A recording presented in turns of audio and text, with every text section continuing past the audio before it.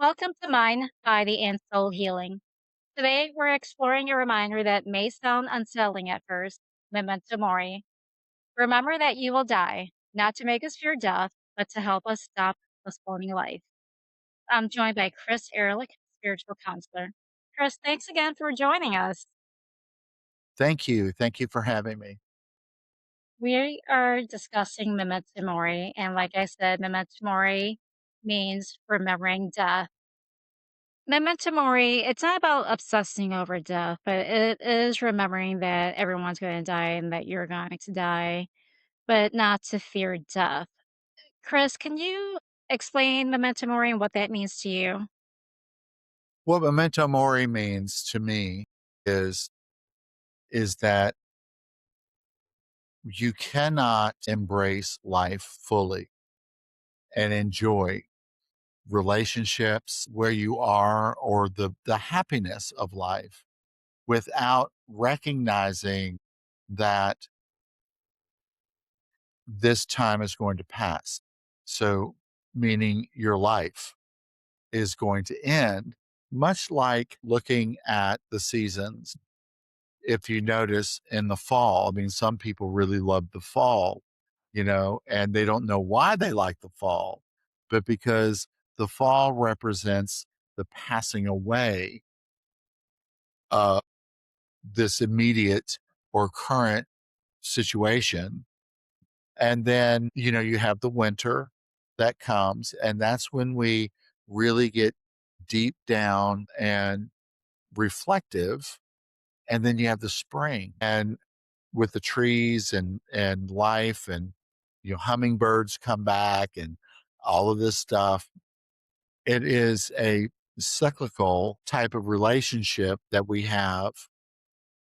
And I think what Memento Mori it says is every situation is going to end. There's always an ending. And it's But there's not also a beginning, and that's probably another right. episode about reincarnation. Well, But I'm glad you brought up that analogy. That's a really great analogy for life. That life can be cyclical, especially if we believe in reincarnation. There's going to be an end to this life someday, maybe sooner than later for some well, people, you never but know.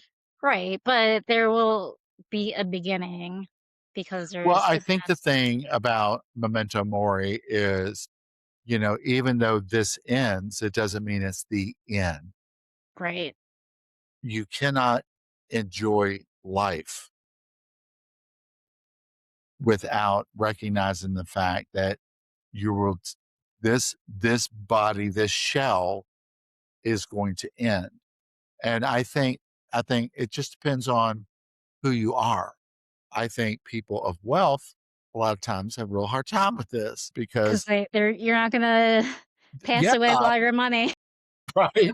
And so this is really good. I don't Yeah. want this to end. And you know, it's just something. I mean, we cannot appreciate. So we will not live completely and fully and enjoy our families, our relationships, the people that we love until we recognize the fact that this is going to end. And Yeah. it's Everything's not temporary. because yeah, it's not because you're looking at, oh, I'm going to die and it's all doom and gloom.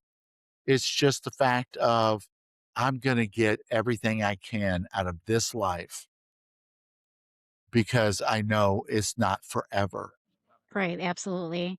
Can you imagine if we all were immortal and that we could live forever Okay. and we not to say that, reincarnation that we our souls do live forever, but we don't remember each life for a very good reason. But can you imagine if we, for this life, if we were immortal, that we remembered everything and we lived for infinity? Like, I don't think I want to live to infinity, honestly, because when things are temporary and you know it's temporary, that you appreciate it a lot more. Well, I go back to some of my patients. I have at least 3, 4 patients right now. One of them is about to be 100. I have a Wow. 102-year-old. I have a 101-year-old. and I have a 103-year-old. Wow, all centenarians. I've read that there are more centenarians nowadays and that more people are living to 100 or over 100. Absolutely. Well, and the problem is in our culture is that there's not enough births, and we're living longer, and so that's a whole nother topic, I know, but the thing is that every one of these people, and they're beautiful people, and they're very adorable, but they're sharp, they know their mind. I have some 70-year-olds that their minds, are confused, but my 100-year-olds, there is a wisdom with them, and every single one of them says, "Why is God keeping me here? I'm ready to go." So Wait, so they're in hospice? yeah. But I thought if you're in hospice, it means that you are, like, about ready to go. You have, one Well, foot in the you could grave. be. I mean, so a doctor can say this person is appropriate for hospice. But if the nurse practitioner or the medical director comes out and evaluates that patient, doesn't matter if you were the surgeon general.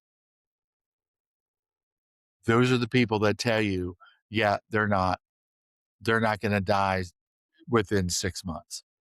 So to have a hospice diagnosis, you could die within 6 months. But I've had patients 7 years. Okay, wow. And some of that is because of Lewy bodies. I mean, there's a whole spectrum of diagnosis. And most people think, oh, well, this is where people go who have cancer. I would say 20% of my patients have cancer. 40% of my patients have some kind of upper respiratory between COPD, congestive heart failure. Those are the things that we're seeing more of. Dementia, vascular dementia, Lewy bodies, Alzheimer's, Huntington's disease. Those are the debilitating where their minds do begin to decay, but it's not necessary. I mean, and so the people that I've had as long as I said, 7 years, the one person that comes to mind, she had Lewy bodies dementia. And so our medicine is getting better.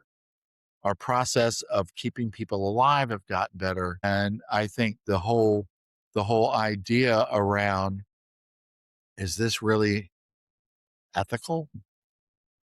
I mean, because hospice isn't a place where people go and we help them to die. We're giving them a quality of life. And as I said in the last podcast, it's not about keeping them alive. It's about managing pain, managing spiritual distress, social, emotional, psychosocial needs. And so the whole team comes to play in that. Now, the other side of that is that every 3 months in hospice, they're reevaluated to see if they're hospice appropriate. Mhm. So if they stay, it's not dictated by our medical director, it's dictated by the state and by Medicare. So the person that was I had for 7.5 years, we tried to discharge her 3 times to go to palliative care, not to get rid of them. I mean, we will help them find the care that they need outside of hospice, but if they're not going to die within 6 months, then to us, they're not appropriate. But the state came back and said, no, they're appropriate. And then we Mhm. just stopped trying to discharge them because they had Lewy bodies. And that is a steady, constant decline. So it's very complicated, I know, Okay. but it's what our goal is as a hospice, a nonprofit hospice, is that that patient will have a quality of life as long as they have life here, and that goes in line with, I think, with the whole Memento Mori, because there is going to come a time when, unless we die an immediate death, we're going to have care. And it's not about, oh, let's give them morphine, because that's the whole stigma of it. Let's give them morphine, and they're like, oh, well, my mom was in hospice care and they gave her morphine and she died immediately. Well, that's not true. The amount of morphine that we give is not remotely equivalent to what people take for recreation. Mhm. What we give it for is to control pain, to control breathing and respiratory issues. And on the other side of that is, but people, if they waited to come to hospice care until the very end, then yeah, you give the person morphine and, they've already progressed to a place of end of life. The perfect scenario would be when this person is prepared and ready to be in hospice care. They can have 6 months, no pain. We control anxiety. My role is spiritual care. So I meet them where they are to do unfinished business. Some people, I mean, it's might have guilt. Some people might be Catholic and need a priest, and I'll reach out to a priest to come and offer care for them, or a monk or imam. We try to give them what they need to have a dignified ending, because everybody deserves that. Now, to circle back to the centenarians who are, you said their patients now are what, 101, 102, 103. That's amazing. I think a lot of people, including me, want to live up to the hundreds because, people don't want to die and think about death. But how are these people who are in their hundreds now? How are they mentally? And you said that some of them are ready to die, but they just can't die. Yeah, they're very clear and they're tired of being in their shell. Mhm. They know that they're going to continue. They lived long enough to know they've seen a bunch of their family and children who passed, but and so they know they're going to continue. They have, I mean, it's not a Christocentric faith. It's, I mean, in Buddhist culture, we continue on. In Islam, you continue on. Now, Islam and Christianity have a shared idea of eternal life. It doesn't matter. None of that matters. What matters is they are good with who they. So this is what I look for as a spiritual counselor. Are you good with you? Are you good with your family? And whoever you put your faith in, are you good with your God? And if they can say yes to all three of those, and all my 100-year-olds or more are good with all of that. So do you think that they lived their life fully and to the fullest Oh, extent that they could, and absolutely. that's why they're ready for death? No, I think that they live their life fully, and they're so the oldest patient I've had, and I had said this, was 107, Wow. and this was at another hospice that I worked at. And she had a family member that was her second nephew. All her children died. Her grandchildren died. Wow, she outlived She all of outlived them? all of them. Wow. That is a grief that is beyond. And so she did finally go, and, but her mind was sharp. She couldn't walk, she couldn't get to the bathroom without assistance, and so, let me ask you, if you couldn't go to the bathroom and somebody had to Yeah, listen, when I get that old and I can't, go to the bathroom on my own and I have to rely It's on somebody to right. wipe my ass, that's when I wanna go. Okay, I was gonna I say do not that. wanna live then. I mean, we have jokes in my family, my 2 sons. I said, "Well, I've wiped your ass long enough, you're gonna wipe my." I do not want them to do that, and that there comes a point where are we and I don't know, I mean, is it medical technology that are helping these 100-year-olds live?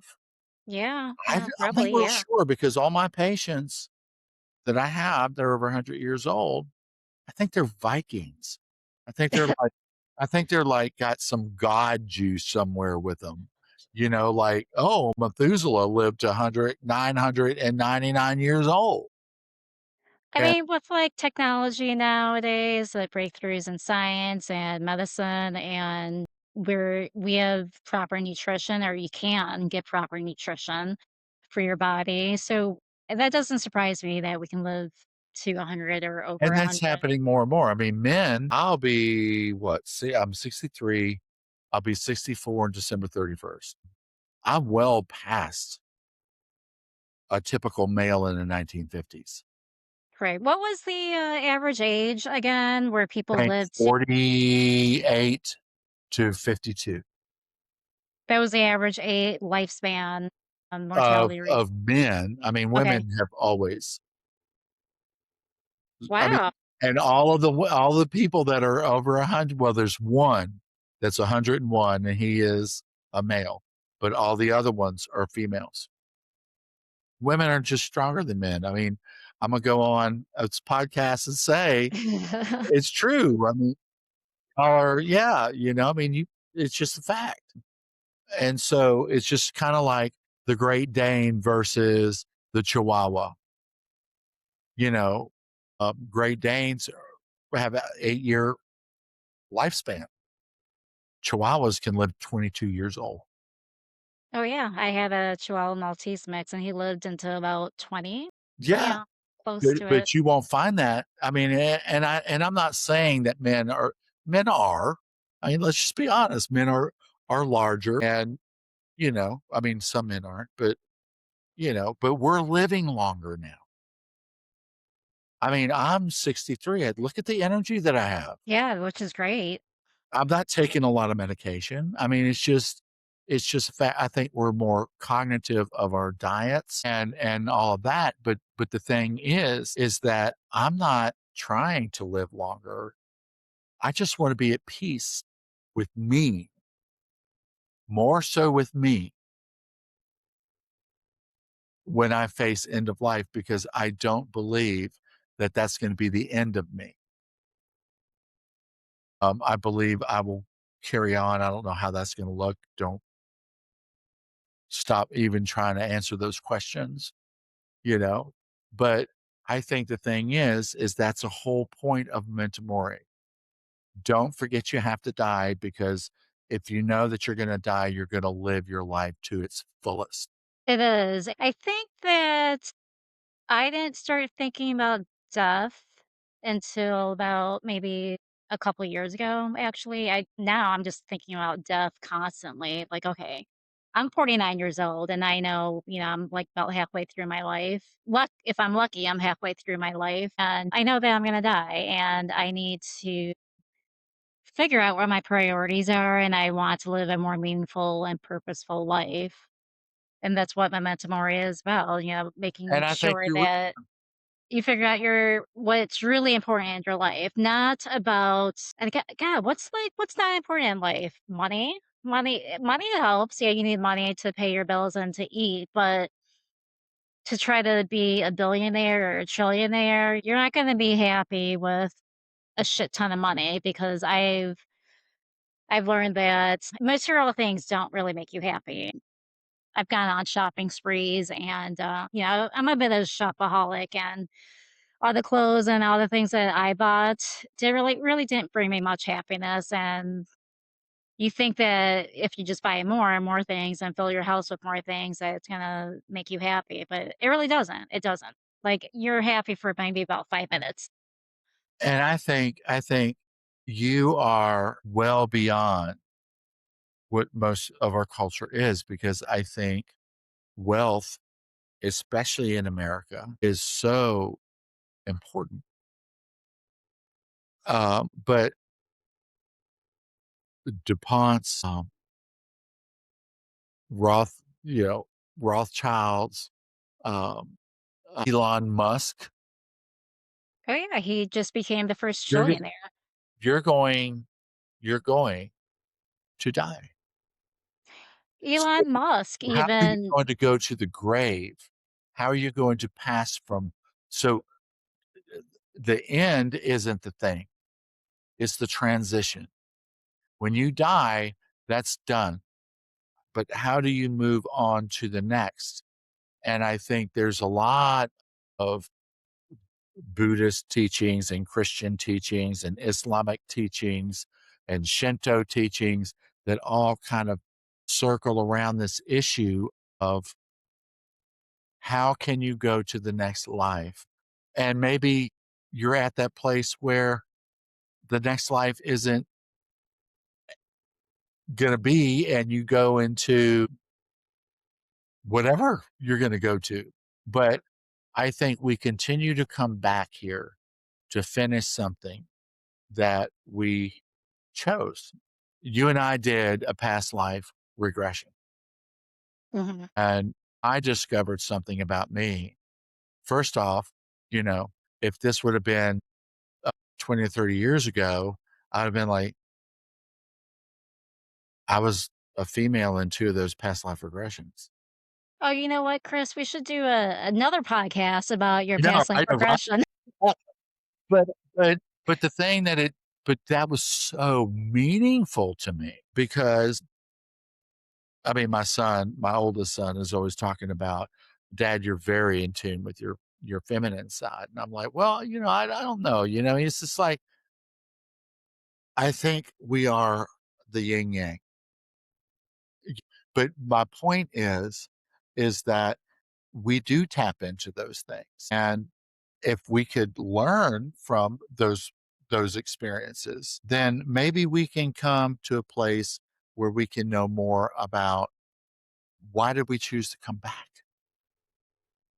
Why not go on? There's a show, and I don't know if this is appropriate or not, but it's School Spirits. And Uh, there's all these kids that are in this high school, and they're stuck because they all died in the high school, and they're trying to find their key to move beyond, but they have to deal with their shit that they had in that life and in their past life before they can move on, and that's the key. And I'm yeah, that like, just sounds just like yeah, it sounds like life, real life. It's just so yeah. indicative of life itself. And so, my 100-year-olds, I really listen to them because they're ready to go. Yeah. It doesn't matter about their wealth.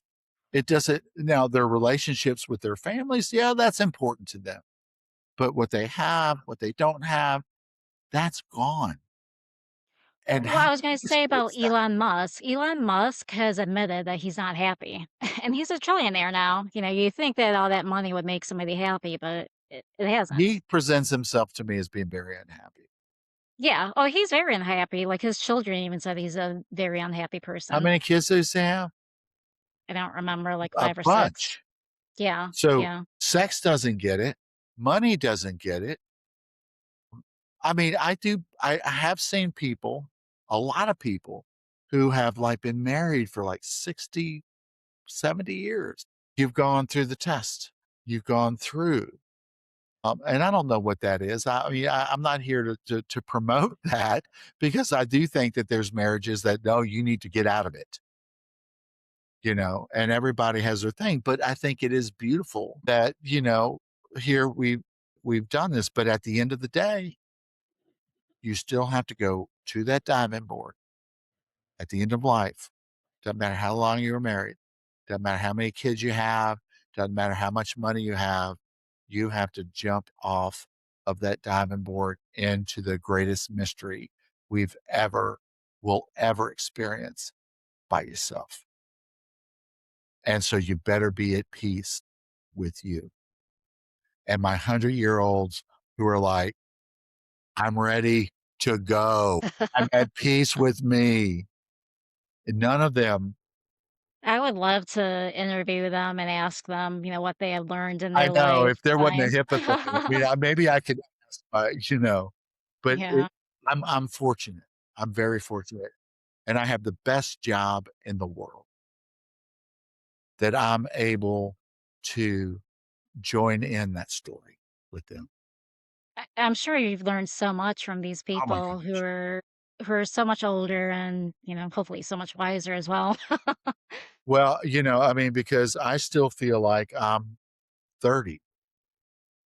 Oh, yeah, I mean, I So like I that said, I feel, even though my physical age is 49, my mental age is like 20, 21. well, yeah, you're so what would they say to me? "You're just a spring chicken," you know? And I'm like, "Well, I appreciate that. Thank you. Keep saying Right, that." like, it's so funny because I'll hear people who are younger than me in their 30s, they're like, "Oh my god, I can't believe I'm 30." And I'm just like, "Okay, wait until you're my age, like, how can you say that you're old at 30?" I When I was 30, I thought that as well. I'm like, "Oh my god, I can't believe I'm 30, I'm so old." But can you imagine who's somebody who's 100 and then you're, like, 50 years old, you're like, "Oh my god, I can't believe I'm 50, I'm so old." This person who's 100 is probably like, "I wanna smack you right now." Well, and I think the thing that I noticed about those those patients, they would say, "The reason I wanna go is because I have so much energy and I still have a zest for life. And I'm ready to drop this body and move on." And I'm like, yes, yes, that's it. Because this shell is going to decay, but what's inside is who you really are: the beauty, the intimacy, the energy.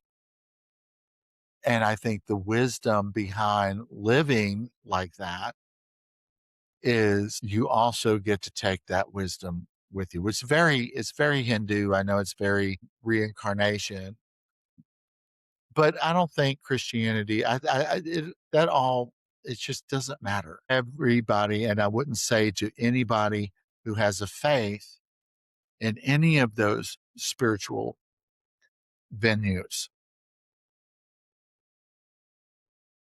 don't let rules dictate. Live your life like you will not have tomorrow, Memento Mori. Yeah, life is too short. Life is way because too you're short. going to die.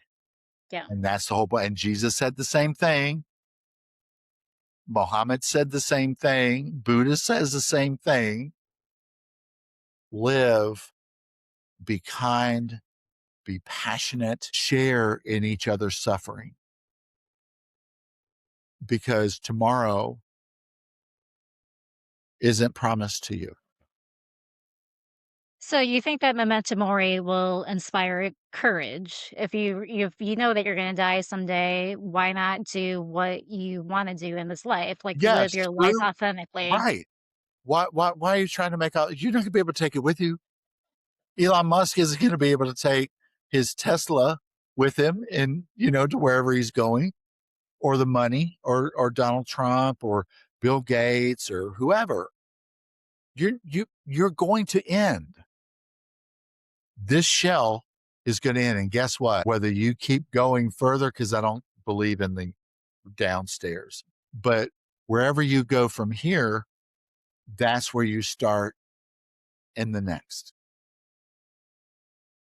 And if you don't have peace with who you are, you haven't made peace with you, your family, and your faith.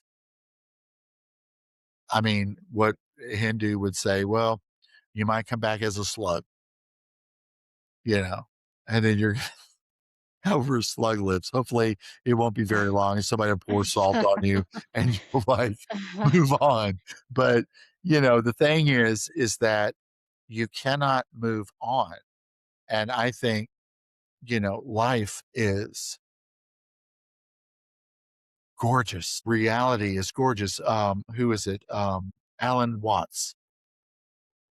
He said, "Life is everything." But you also have an ending to this life, but that doesn't mean that life is over. It continues, and I believe that.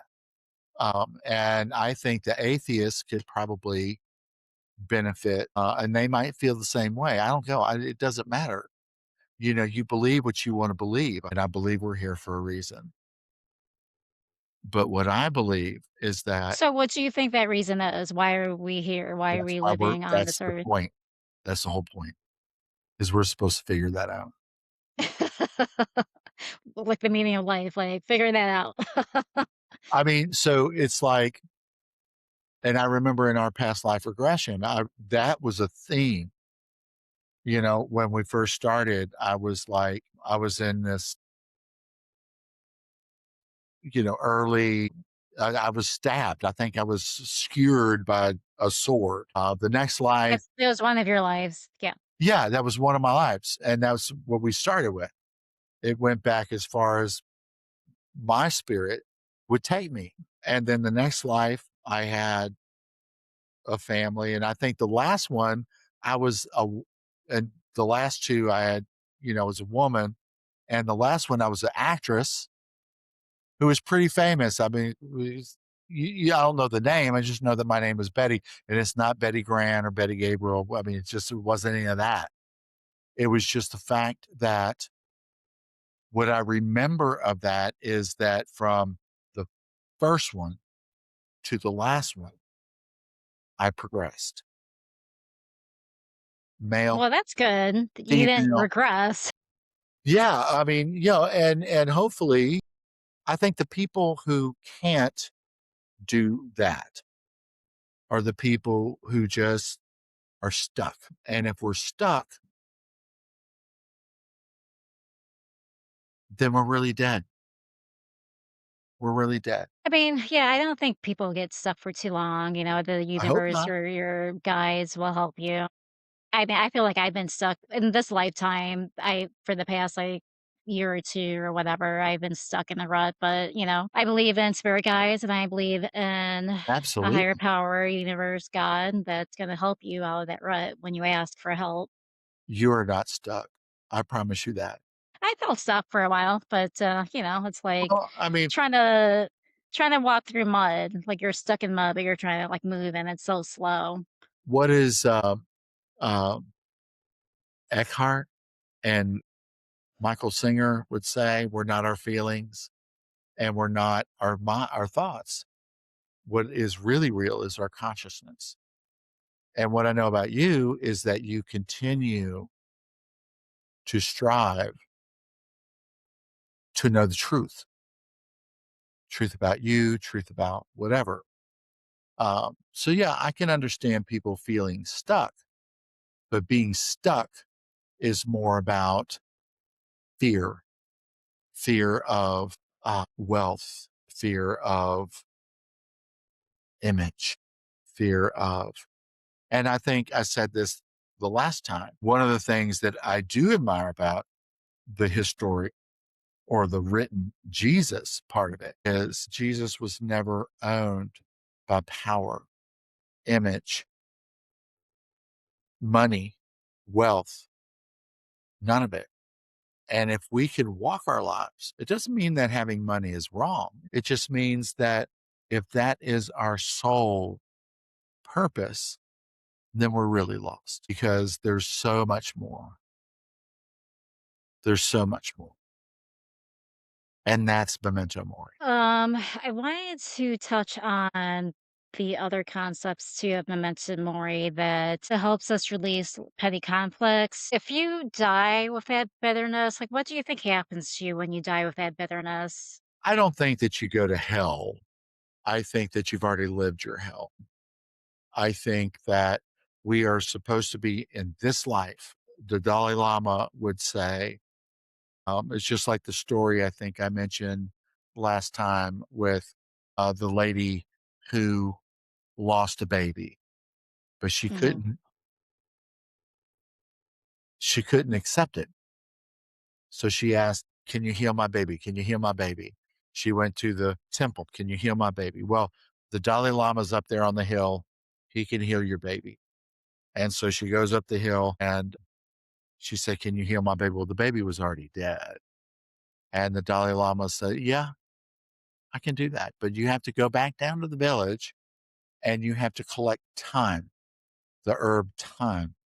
But you cannot collect thyme from a house that has experienced loss, that's experienced this. So if you can find thyme from a house that has not experienced death, I can heal your baby." She goes down the village. She couldn't find it. By the time she got all the way back up that mountain, and the Dalai Lama said, "Did you find thyme?" She said, "No, but now it's time. I know it's time for me to bury my baby because everybody else in the village has gone through the same thing that she has."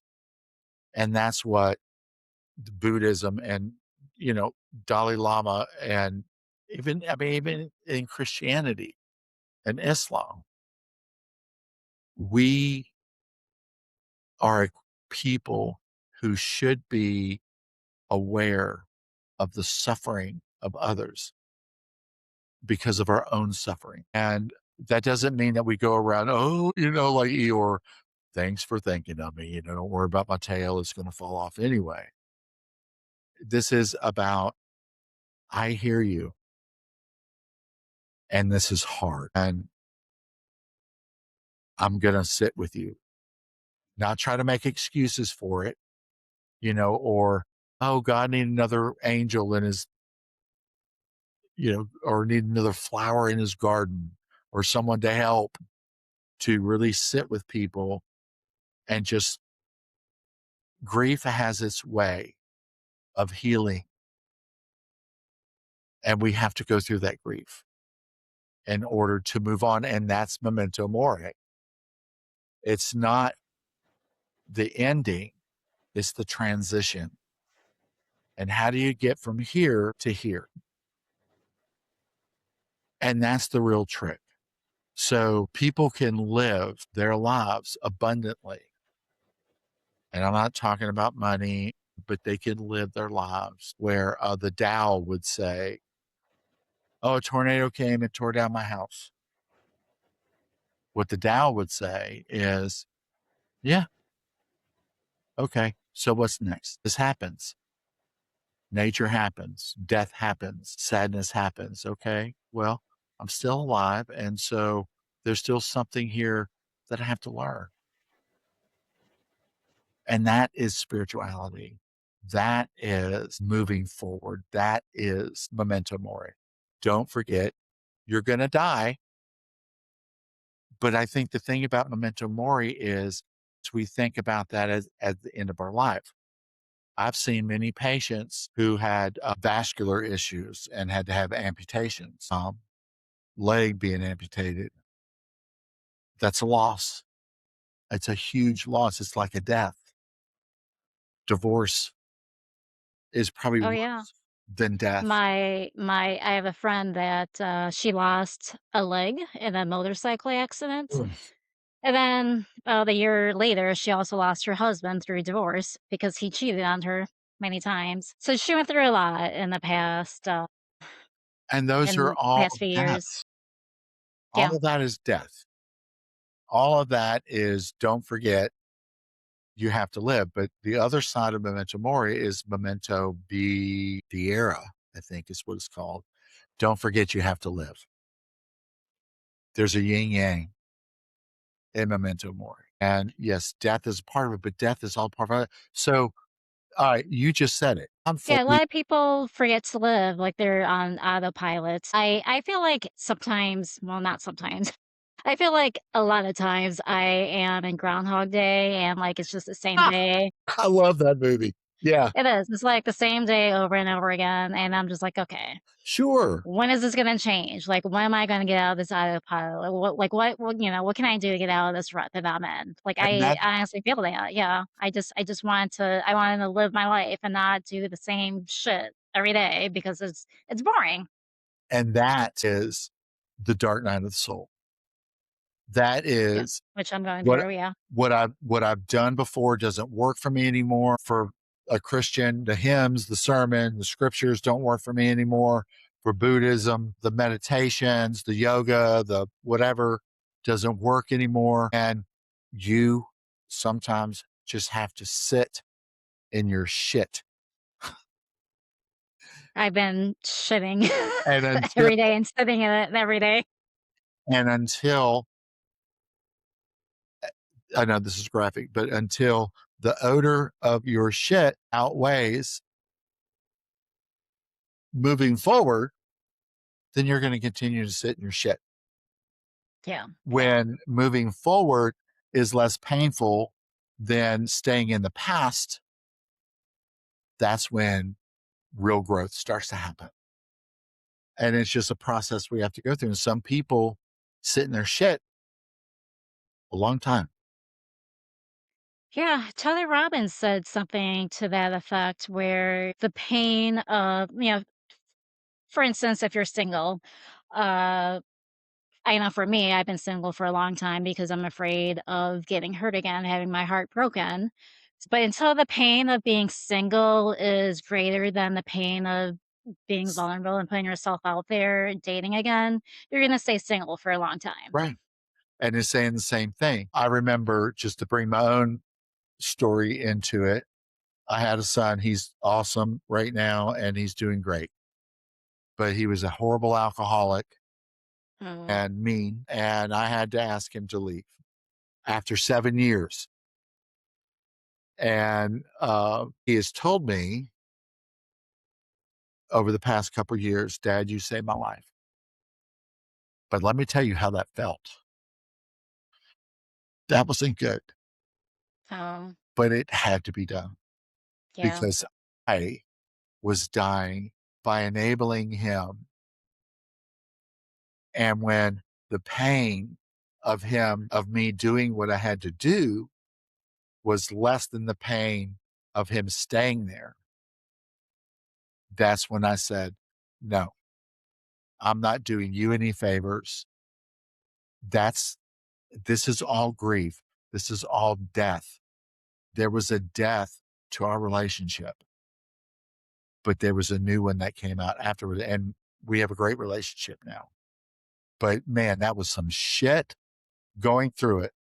Yeah, and if you didn't do that, if you kept enabling him, he would Then I would have, probably be dead by now, he is would it have, and maybe I would have. yeah, It's the same thing. You have to put the oxygen mask on you on a plane that's going down so you can get enough oxygen to help the person next to you, right. or swimming to go to a person. You've got to get to a place, and sometimes you might have to let them drown a little bit because if you try to save them and they're all panicked, they're going to bring you down with them and you're both going to drown. But you can take it back to the shore and you can resuscitate them. Life is not easy, but life is beautiful. And if I had not done that with my son, we wouldn't have the relationship we have today. And yes, could he have left home, gotten into a car? He would have gotten into a car wreck whether he was at home or not. Mhm. It was hard. And that is part of living. We still live, and sometimes it sucks. But I Yeah, life can definitely can suck a lot, but like you said, life can also be beautiful, but it's how you make of it. It's what you wanna do with your life. Do you want to have your life suck all the time right. and think of only the sucky parts? Well, so you mentioned I'm scared of being vulnerable. Oh, yeah, yeah, absolutely. I absolutely do not like being vulnerable. until the pain of being alone and not I mean, I know you have friends, I know that, but I know what you mean.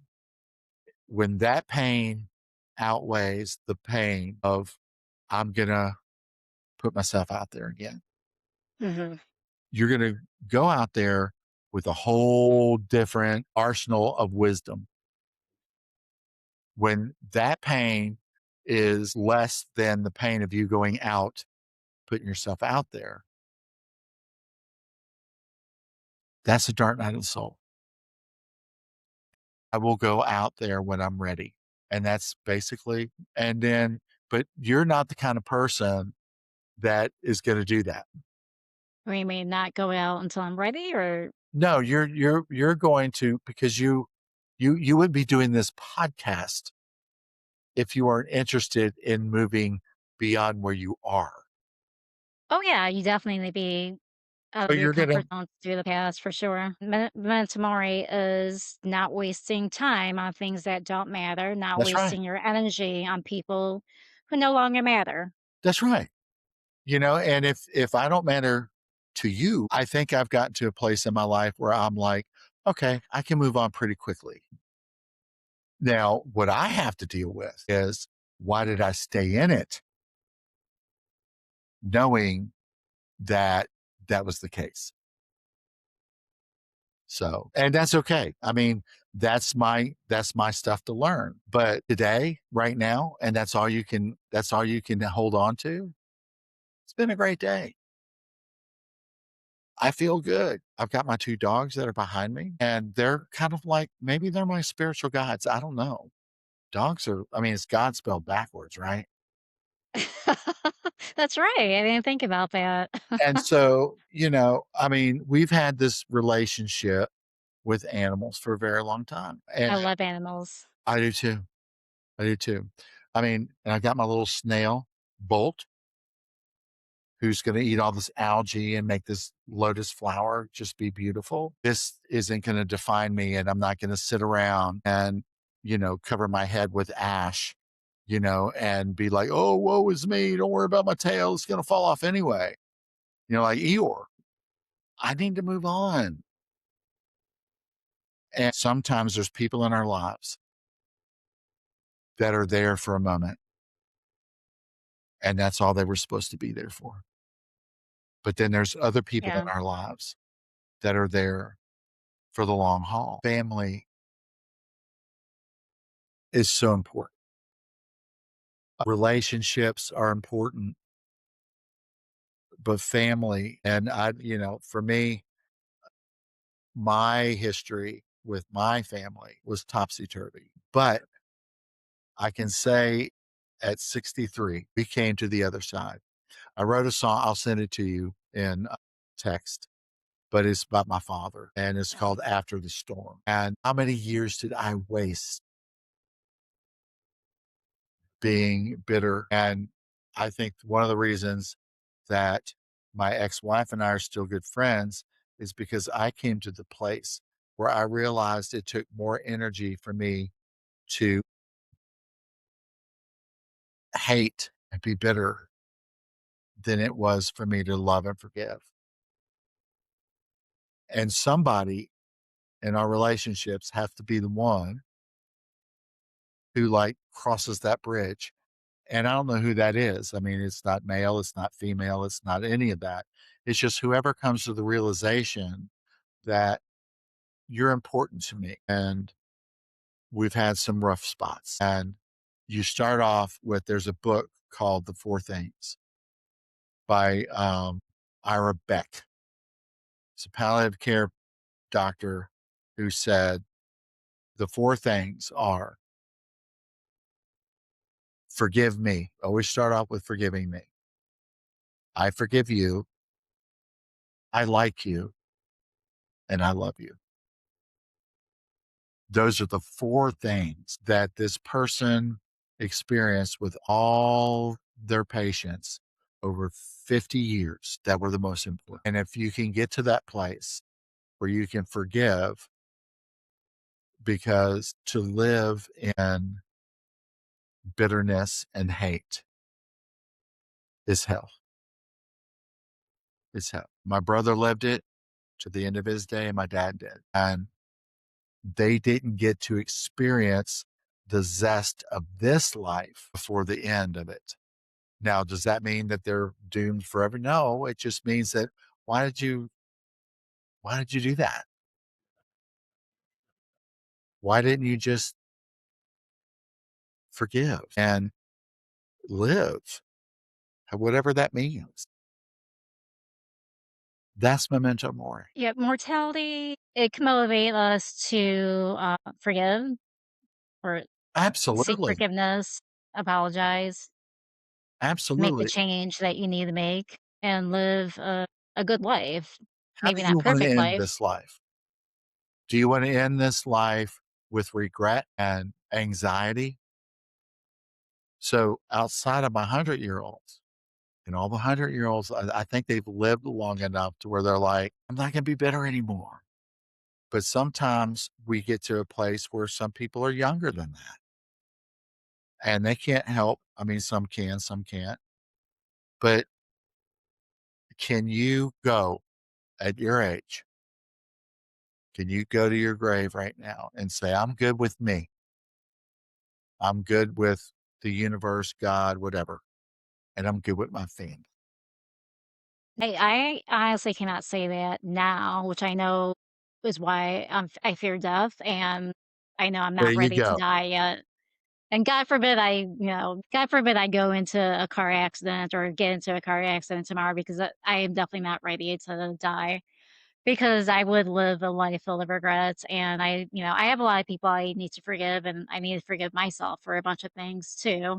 I know I have a lot more to do in this life. So that's why I'm just not ready for death yet. And that's all that matters. Yeah. It and when my dad passed and my brother passed and my brother's last words were forgive me. And when my I asked my sister, how did he look when you found him? She said he looked scared. I don't want that. I don't know what it's going to be like. And I'm not saying that you're not going to fear it because everybody does. It's the greatest mystery. But the people that pass the easiest are the people who are good with themselves, good with whoever God is to them, and they're good with their family. Jesus said, not to be Christocentric, but Jesus said, before you come to worship, make it right with the people that either have wronged you or you have wronged them as best as you can before you leave your gift of worship at the altar. Buddha would say the same. Mohammed would say the same. The Dalai Lama definitely would say the same. Our task here is to, it's our journey. It's ours. How are you going to do it? And if you didn't have a concept, I mean, like Memento Mori isn't like the overarching thing, but it does help us to keep in perspective what's important. And do you really, I mean, so let's say you have an issue with your debt. Do you really want to go to your grave without making peace with that? Or your ex? Or all you can do is do what you can do. And that's all that's required. It doesn't mean that that person is going to accept it, but at least you did everything you could. And Right. that's vulnerability. That is, I'm putting myself out there to be. It doesn't matter what they say. It doesn't matter if they even accept it. The fact is that you offered that olive branch. And now you can go around that and move forward because you've let go of the hate. You let go of the guilt. You've let go. That is living. That's living. I guess you can ask yourself if if today was my final day, or if I'm living in my final days, how do I wanna show up, and how do I wanna live out these final days? Right. And how would you want to live that? I mean, for me, I want my family to be around. My friend actually just texted me the other day and told me that her husband just got diagnosed with lung Oh cancer, my gosh. and he has 3 to 6 months to live, and he's not able to get a lung transplant because Mhm. it's already spreading to the rest of his body, unfortunately, and he already was, on the donor list to get Right. a kidney because he only has 1 kidney. So, it's his fate is pretty much sealed. What can you tell him as a spiritual counselor for hospice? And because we're talking about Memento Mori as well, what can you tell him in his last months of life? What I would say to him right now is you're not dead. You're not gone. What what do you want your life to represent? Because until we're gone, till we drop this body, what is going to give you peace? What is going to give you meaning? That's what I would say. And how old is this person? He's in his 60s, I believe. I don't know the exact Okay. age, but he was a smoker. That's why he has lung cancer. So anybody out there smoking, stop smoking. It's not good for you at all No, because it will no, bite you in the ass I mean, I have a eventually. patient where I had to go in and I told her she was smoking and had oxygen on. And I said, I'm not going to be here. You need to put that out. And that wasn't because she was smoked, but it's too late. But you're not going to smoke with your oxygen because you'll blow up. Oh yeah, that's horrible. That's And so so, scary. oh yeah, no, it's a thing. And I've seen a ton of people that's happened. But for this person, I would say this person is around my age, and I would say, first off, give yourself some grace. Um, I don't know if this person feels guilty about smoking. So I used to started smoking when I was 11. I don't smoke anymore. I quit back when my son was born. But I remember on the Surgeon General said could cause birth defects. About 3 or 4 years later, may contribute to cancer. Then about 2 3 years later, definitely causes cancer. Oh yeah, That's 100%. that's how he grew up, just like the guys in World War II, World War I. The Philip This is why Philip Morris was sued because they would put 5 cigarettes in the military rations. So they open up their food and boop, 5 pack of cigarettes would pop out. So what I would say to him is, you can't change, right? The damage, whatever's happened has happened. How are you going to live these last days? And I'm assuming he has COPD. Yeah, I'm not sure of all the details. Uh, well, anybody who smokes probably, and they continue to smoke, are probably going to have COPD, which is horrible. I don't surrender to it, accept it, but live. You're still breathing. You're still here. Make peace with any relationships you're not peaceful with. Forgive. Doesn't mean you have to forget, but just forgive and forgive yourself. That's the most important. It doesn't matter if you knew this was going to cause cancer. I mean, it doesn't matter.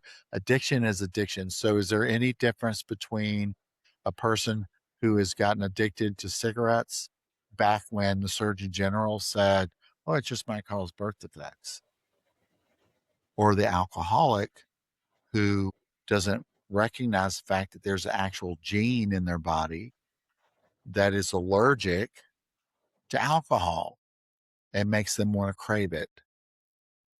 We have a stigma in our country. We could, um, we're so judgmental. So, what I would say is, hey, man, guess what? If I was his hospice chaplain, I would say, where are you at? How do you feel about this? Are you scared? What kind of support do you have? And that will give me an idea about the kind of care that I would be giving to this person. But I would be honing in, have you forgiven you? Because if he can't forgive himself, he's not going to believe that God forgives him or his family. You have to forgive yourself, That's gonna make his transition much easier. or he's going to end his life with forgive me at the last breath or a look of fear. Now, what I've experienced that most people, they're going to die the way they lived.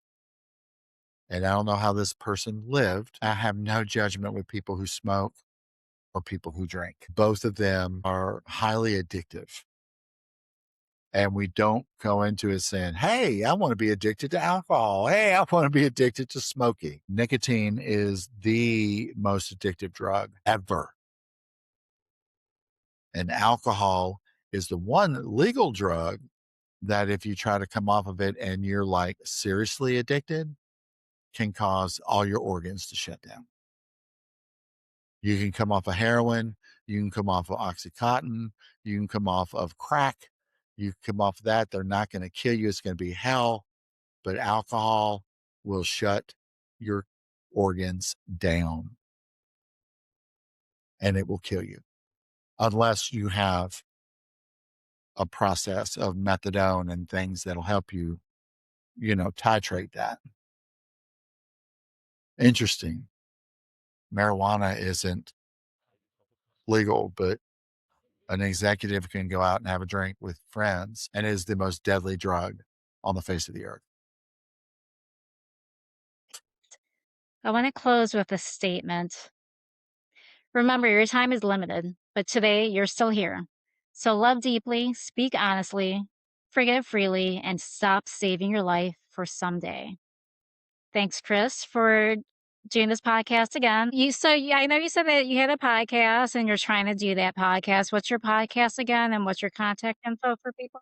It's the Good Grief Coach. And I just talk about moments of grief, scenarios of grief, like we talked about limbs being severed. That's a grief, losing your health. Actually, we experience grief. And that's what I'm hoping to do with that site is talk about the stages of grief. Even kids go through grief when they become toddlers and then they become children. Every stage of our life is an ending to what used to be to where we get to. And it's not about ending, it's about how do you get from toddler to childhood, childhood to preteen, preteen to teenager, or single to marriage, or married, divorced, and now single again. All of those are deaths, and we experience grief more than we think. And that's what I'm hoping my site will be about. Oh, thank you again, Chris. And I will put all your information in the description. Thank you. Thanks everyone for joining us.